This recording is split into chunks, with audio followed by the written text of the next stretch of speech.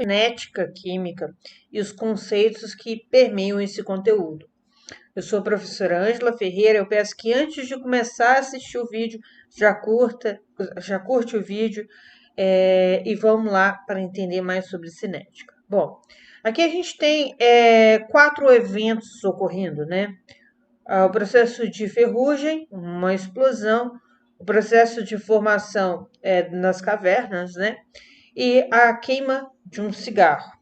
E aí eu te pergunto, o que essas imagens têm em comum, né? O que acontece nessas imagens que é um fator comum a todas elas?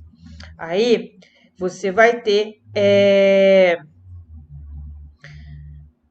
na sua mente várias possibilidades, mas a gente pode entender que o segredo dessas composições é a velocidade, porque todas elas têm uma velocidade, um prazo para ocorrer. Por exemplo, para a formação das estalactitas, que é a formação das cavernas, isso demora milhares ou milhões de anos para ocorrer. A corrosão de um metal demora alguns meses ou às vezes anos. Por outro lado, o cigarro é consumido em cerca de 1 minuto, a queima do cigarro em si. E a dinamite explode instantaneamente. Ou seja, nesses eventos você tem velocidades de reações químicas ocorrendo e essas velocidades são diferentes, tá? E aí vem o estudo da cinética. O que é a cinética que estuda tais eventos? É o estudo da velocidade de uma reação química.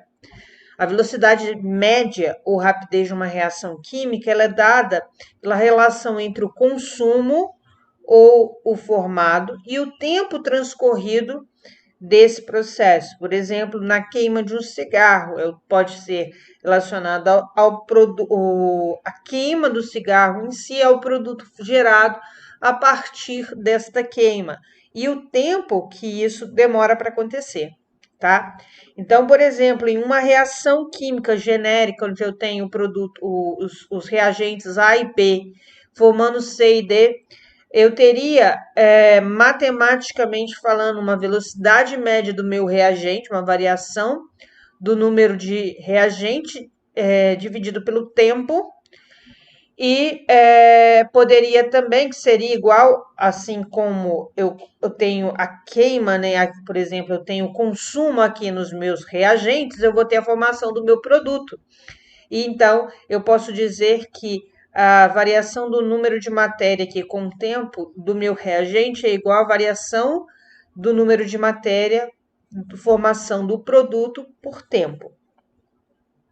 Mas atenção, em uma reação, por exemplo, aqui AB formando CD, onde A, B, eu tenho um A aqui, esse, né? Azinho, Bzinho, Czinho e Dzinho, essas letras são os coeficientes estequiométricos de uma reação química balanceada, tá?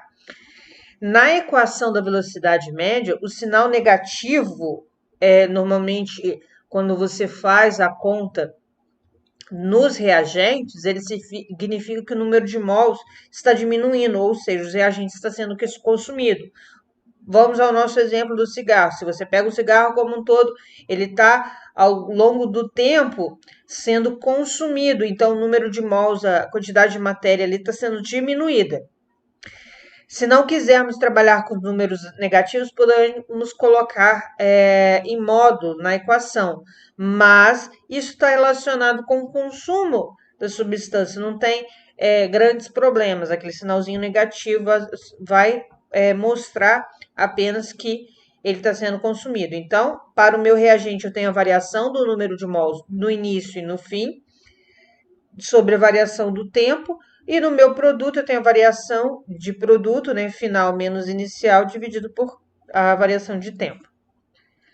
E se a equação, a situação problema fornece dados de concentração dos reagentes do produto, a gente pode utilizar essa equação em forma de matéria, de concentração, em termos de quantidade de matéria.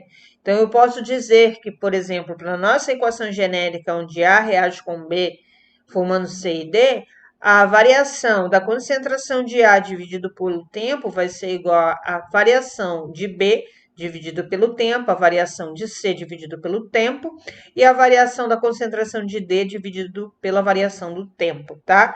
E essa é a expressão da velocidade média de uma reação química em termos de quantidade de matéria. E se quisermos saber a velocidade média de reagente e produtos, a gente pode considerar o quê? Que a velocidade média de A dividido pelo seu coeficiente estequiométrico vai ser igual à velocidade média de B dividido pelo seu coeficiente B, e a velocidade média de C dividido pelo coeficiente de C é a velocidade média de D dividido por D. Repare que eu usei módulos aqui nos reagentes justamente para eu não ter o sinal negativo neste caso, tá?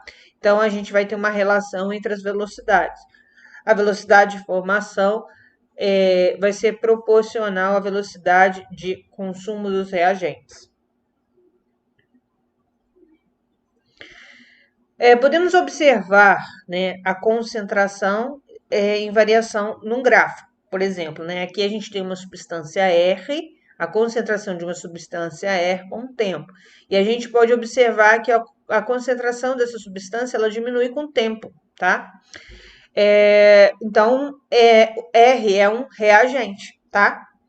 Com relação aos meus produtos, né, a concentração de P, ela vai aumentar ao longo do tempo, porque o reagente está sendo consumido para formar o meu produto, tá? E eu tenho a relação da velocidade com o tempo, né? Eu vou ter a velocidade da reação sendo máxima e ao longo do tempo ela vai diminuindo até chegar numa estabilidade ou numa constante que a gente fala. A concentração dos reagentes diminui com o tempo, a concentração dos produtos aumenta com o tempo e a velocidade diminui. Uma teoria importante que você tem em cinética é a teoria da colisão. O que a teoria da colisão traz? Ela traz as condições para a ocorrência de uma reação química. Qual é a forma efetiva que ocorre o choque entre as moléculas para que ela seja efetiva, tá bom? Então, a gente tem alguns parâmetros, o primeiro deles é a afinidade entre os reagentes. Não adianta eu misturar reagentes que não vão reagir, tá? E formar substâncias. Aqui a gente tem dois exemplos, a bolinha branca e a bolinha azuis e brancas aqui. Houve um choque aqui, né, entre as moléculas, né? E a partir desse choque gerou-se dois novos produtos. Um produto com duas bolinhas brancas e duas bolinhas azuis. Aqui é um exemplo de uma afinidade que não é efetiva. Ocorre aqui, não há afinidade entre o reagente branco com o reagente azul, tanto que é que ocorre o choque e não é formada uma nova substância, a gente tem a nossa mesma substância. Então, no caso 2, você tem um exemplo onde não tem afinidade entre os reagentes. O contato apropriado também é um parâmetro interessante, né? Na verdade, não adianta eu ter dois reagentes que tenham afinidade se eu não colocar eles em contato, né? É o que acontece aqui, por exemplo, se eu não coloco a bolinha branca em contato com essa substância aqui, eu não vou ter esse processo de formação de produtos diferentes. Então, o contato entre os reagentes é um fator importante que influencia na teoria da colisão. E, devido a esses fatores, vai ocorrer essas reações químicas ou não. Antes da reação, aí você tem aqui o que a gente chama de complexo ativo e pós-reação. O complexo ativo é um intermediário entre o reagente e o produto, e nós vamos ver com mais detalhes daqui a pouquinho. Quando não ocorre a reação, a gente não vai ter a formação de um complexo ativo, tá bem? Esse complexo ativo ele não vai gerar outra substância.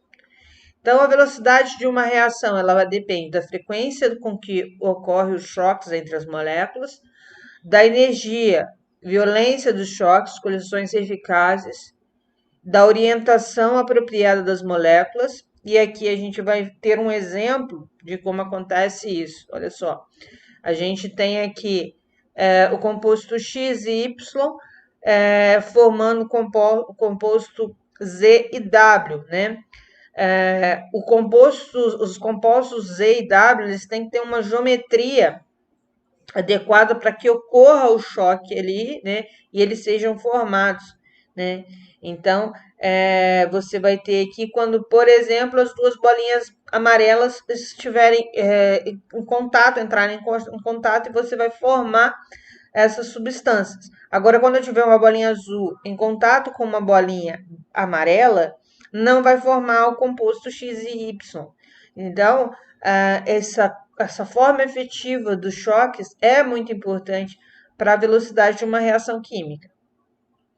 E como eu falei, o complexo ativo é um estado de transição entre os reagentes e os produtos. Vamos aqui ao nosso exemplo. Eu tenho A, B reagindo aqui. Então, pelo gráfico, eu tenho aqui o composto A e o composto B. Eles foram colocados em reações, eles têm lá a quantidade de choques efetivos, e aí eles vão se juntar, né? O vermelhinho aqui com o amarelinho juntou e formou um composto intermediário, que é o complexo AB, que é chamado de complexo ativo, tá? Após um certo tempo, eles vão se separar, formando o produto C e o produto D, tá? O complexo ativo, coisas importantes, ele tem uma energia que é como se fosse um caminho para que ocorra efetivamente a formação do meu produto. Por exemplo, vamos supor que eu quero colocar fogo em um papel. Eu tenho o fósforo e tenho o papel, né? Se eu não colocar o fogo no papel, o papel nunca vai pegar fogo, né? Nunca vai se queimar, digamos assim.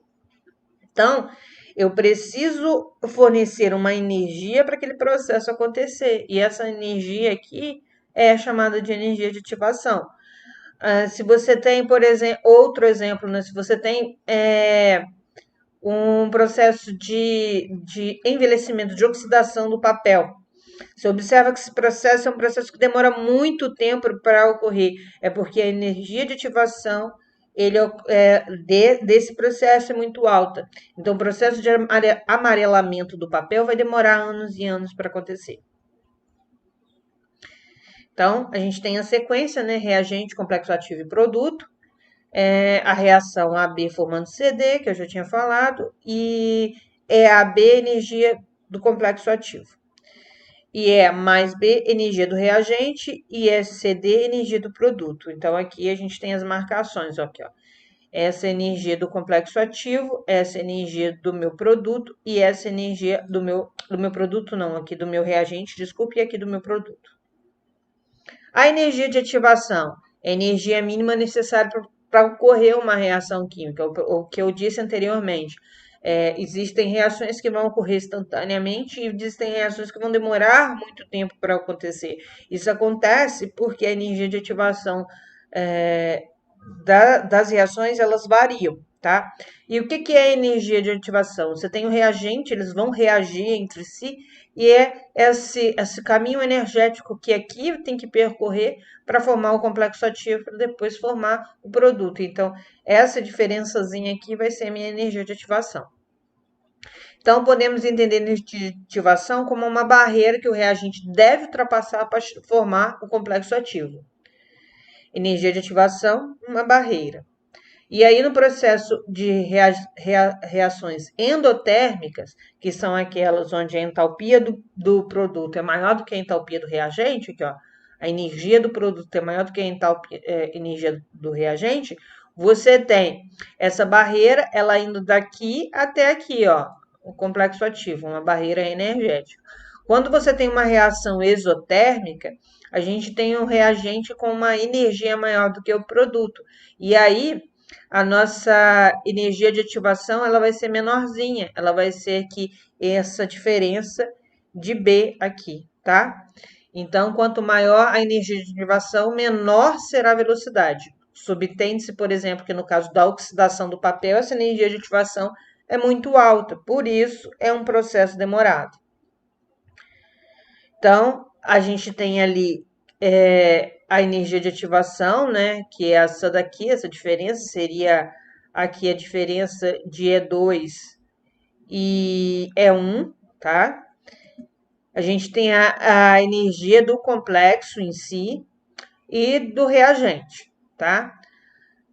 E para a energia de ativação, ela será sempre positiva, porque é uma diferençazinha que vai, por exemplo, aqui é a diferença que eu vou fazer entre essas duas, e aqui a diferença que eu vou fazer essas duas, e uma, a última é sempre a maior, né? Então, gente, é isso que eu queria mostrar nessa primeira aula de cinética para vocês, os conceitos iniciais. A gente vai continuar trabalhando cinética. Eu espero que vocês tenham entendido. Se inscreva e eu peço que se inscreva no canal se não é inscrito. Deixa as dúvidas nos comentários. Me siga lá no Instagram, Prof. Ângela Ferreira. Meu muito